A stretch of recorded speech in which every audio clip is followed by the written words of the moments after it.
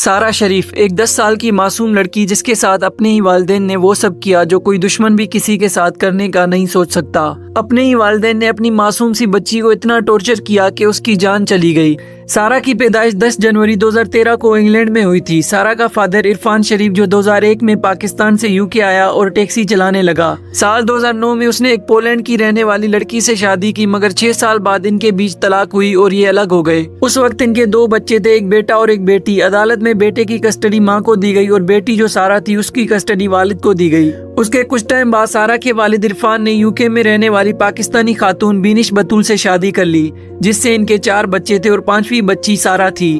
مگر سارہ کی سوتیلی ماں بینش کا رویہ سارہ کے ساتھ بالکل سوتیلی ماں کی طرح ہی تھا۔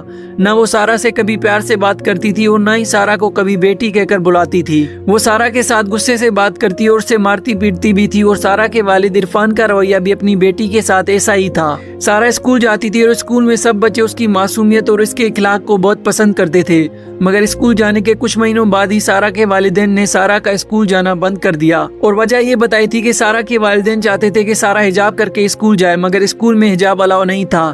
لیکن سارہ کے والدین کا سارہ کو اسکول سے روکنے کی جو اصل وجہ تھی وہ بہت ہی بھیانک تھی، جو آگے اس ویڈیو میں معلوم ہوگا۔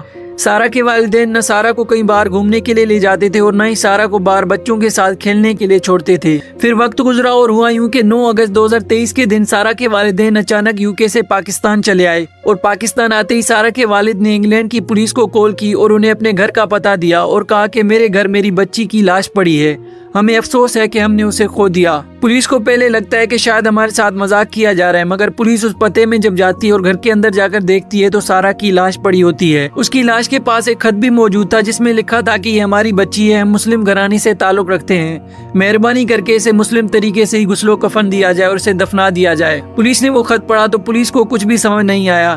اس کے بعد پولیس نے سارہ کی لاش کو پوسٹ مارٹم کے لیے بھیجا۔ پوسٹ مارٹم میں ظاہر ہوتا ہے کہ سارہ کے جسم پر 70 سے زیادہ نشانات ہیں۔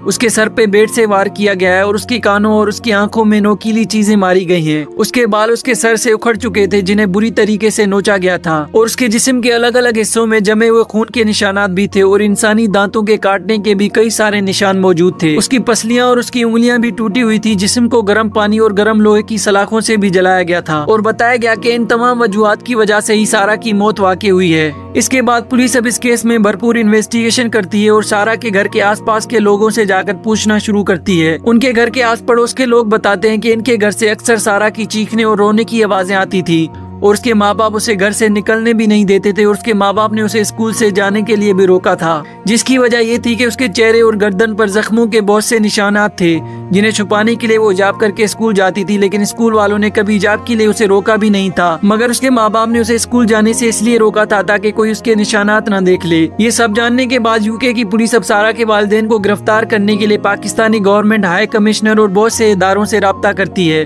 مگر پاکستان سے انہیں کوئی بھی رسپانس نہیں ملتا، اور سارہ کے والدین کے خلاف کوئی بھی مقدمہ درج نہیں کیا جاتا اور نہ ہی ان کے خلاف کوئی کارروائی کی جاتی ہے۔ ان سب کے بعد اب UK کی پولیس انٹرپول اور FIA کی مدد لیتی ہے، اور 13 ستمبر کو سارہ کے پیرنٹس کو دبئی ایئرپورٹ سے لندن جاتے ہوئے جہاز میں ہی گرفتار کیا جاتا ہے اور انہیں UK کی پولیس کے حوالے کر دیا جاتا ہے۔ گرفتار کرنے کے بعد پولیس جب ان سے پوچھ تاچھ کرتی ہے اور سارہ کو قتل کرنے کی وجہ پوچھتی ہے تو سارہ کا والد اور اس کی سوتیلی ماں بار بار اپنے بیانات تبدیل کرتے ہیں اور کئی سارے بہانے بنانے لگتے ہیں، مگر یہ بہانے ان کے کسی کام نہیں آتے، اور آخر کار وہ اعتراف کرتے ہیں کہ ہم نے ہی اپنی بیٹی کے ساتھ وہ سب کیا ہے اور ہماری ٹارچر اور ہماری مار پیٹ کی وجہ سے اس کی ڈیتھ ہوئی ہے۔